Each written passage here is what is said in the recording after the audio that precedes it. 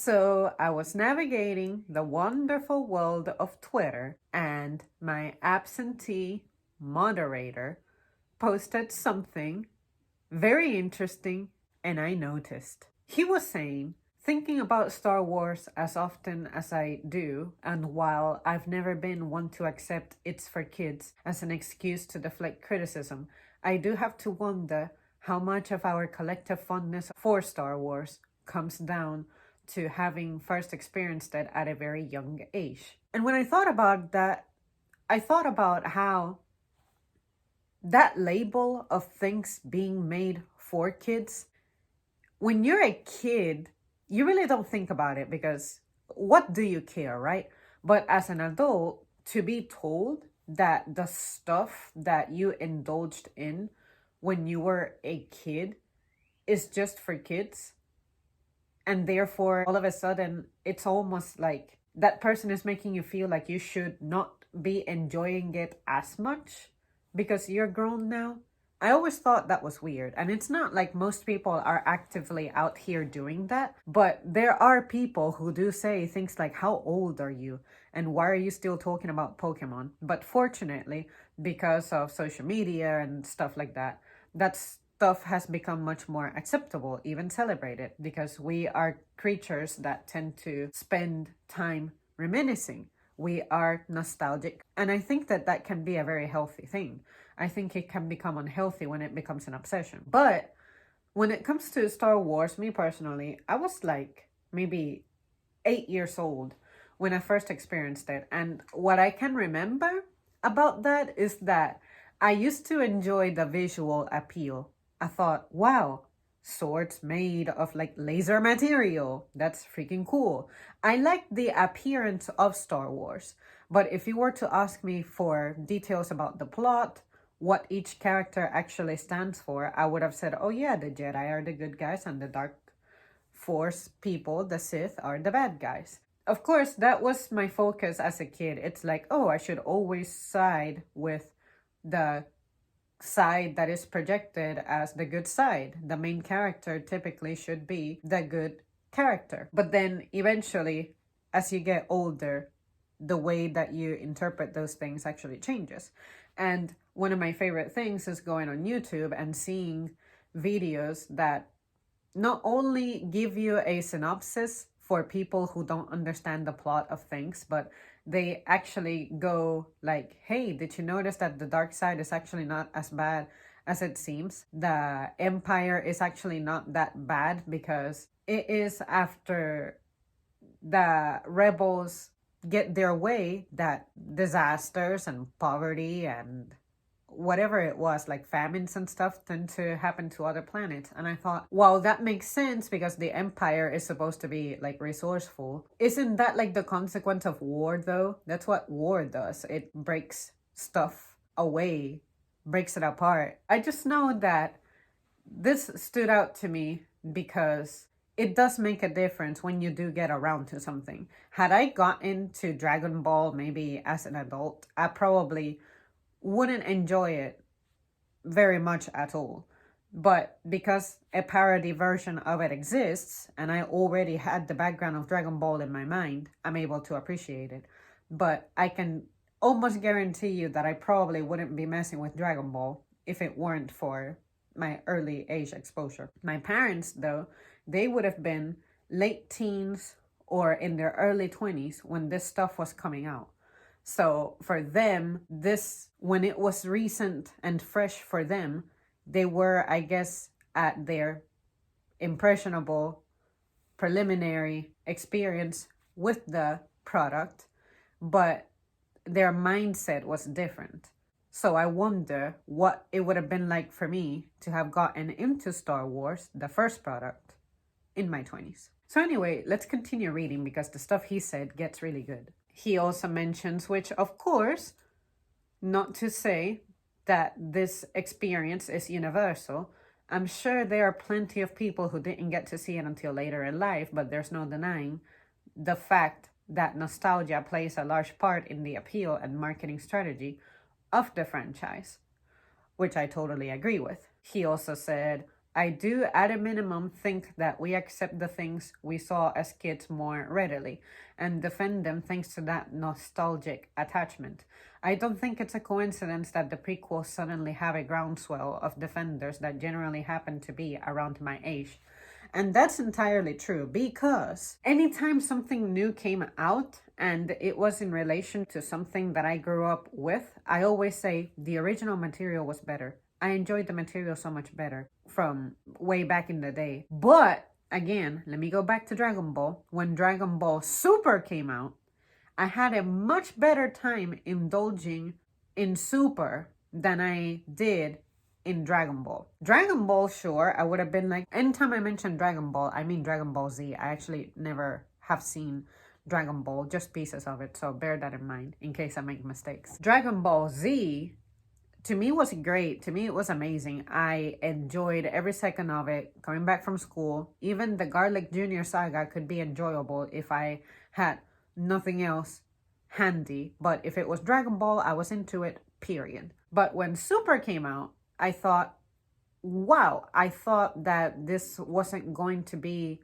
enjoyable or as enjoyable as I found Dragon Ball Z, but it was actually so much better, especially the script, the actual information that the story was trying to provide. The storytelling of Super, to me, was so much better than Dragon Ball Z. But if I would have been maybe about 8 years younger or so, I probably would not be defending Super as much as I defend it now. For similar reasons, Ollie goes back to saying, I also don't think it's a coincidence that the sequels get primarily hostile treatment online from some members of that same age bracket or older. The thing I'm wondering is the extent to which that hostility can be explained by the lack of nostalgia. And that is true, because you ever talk to an older person and they'll immediately talk about music, almost immediately. If music is present, they'll say they don't make music like we used to anymore. Music from the 70s was better, music from the 60s, music from the 80s. The people who say that music from the 80s was better are people from the 80s who remember the 80s. People who say the 70s were better are people from the 70s who lived through that. People who were alive during the 60s, they say 60s music was better, so on and so forth. So me personally, I didn't mess with music from decades prior until I was maybe hitting the age in which that kind of lyrical content appealed to me. And don't get me wrong, I'm not saying that, wow, as a kid I only enjoyed music that had kids' lyrics. Like, not at all. I was more about the instrumental arrangement. I've always been about that. But what I'm saying is that I had a tough time enjoying the sounds from those decades. Those sounds were not really appealing to me. I could occasionally find the one single song that I'm like, oh, this is a 70s song that for some reason I like. I listen to it, I enjoy it, I learn it. But I can say that there is a decade that I relate to more than others. And that's gotta be between late 90s to early 2000s. That is my nostalgic period on music. You can say all that you want about the 90s and the 2000s, but to me, those are the sounds that I can say I find most pleasure from. I'm pretty sure that if I were to ask my mom right now, Ma, if you were to tell me what music you enjoyed the most, what decade did that music belong to? She is going to say the 70s. And I know this. I know this because usually the stuff that she listens to, those artists, and when I look up the date of when that music came out, 70s. I have no doubt in my mind that she is not going to say the 90s or 2000s. And if she does, it's going to be product produced by musicians she was listening to from the 70s who are still putting out content to this day, if they're still around. And because music has to evolve to suit the times, to make itself more marketable, Ma might say that although she remembers that artist and she loves that artist, she is not having the greatest time with their more recent albums. Because that has happened to me. All he says is, for example, Ray instinctively figuring out the mind trick really that much more far-fetched than Luke suddenly being able to deflect lasers blindfolded after calming down a bit, or any more weird than Yoda expecting him to be able to lift an X-Wing at beginner level? Or were those other examples just accepted unquestioningly by children and later glossed over because it's always been that way? As far as I'm aware, we still don't know much, if anything, about how the mind trick is taught or learned.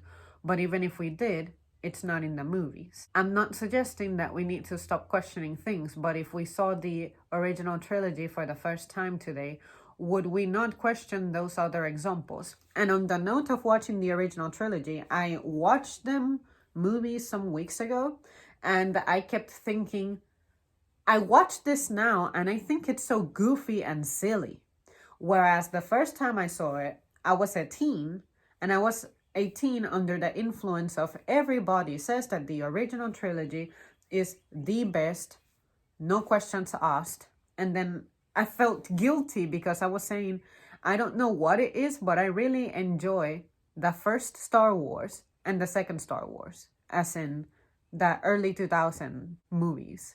Does that mean that I'm not understanding the original trilogy? But sometimes I wonder what my opinion would be if the original trilogy would have come out now with better graphics. Because sometimes visual appeal is important to me, and it is painfully obvious that the effects of those movies, even though they have gotten, what do you call it, like remastered maybe a few times, it can still be a little painful to watch from time to time because I have the memory of better technology really vivid in my brain.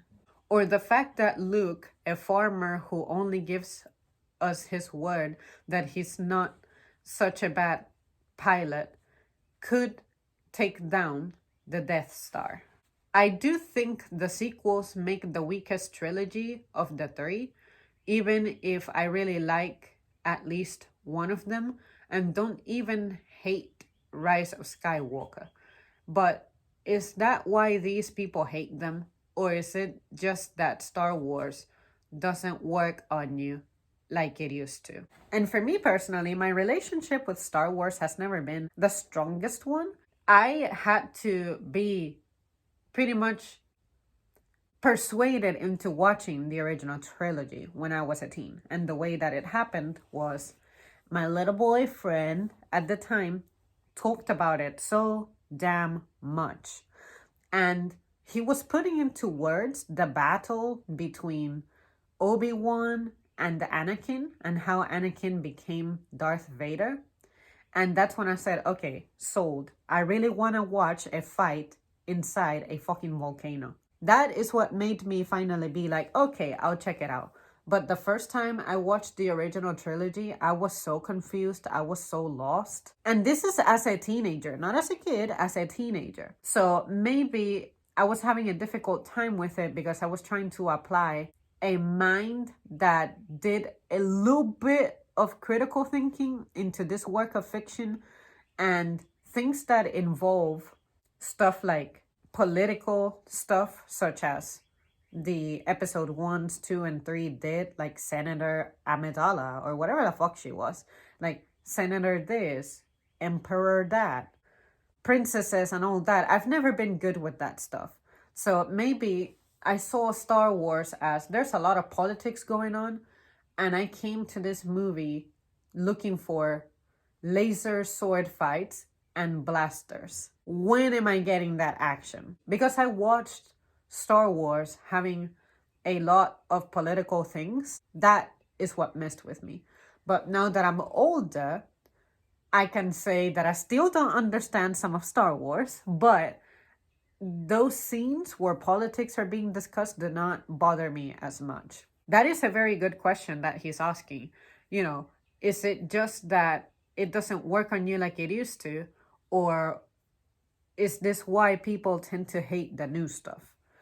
And that behavior about, well, stuff is not what it used to be.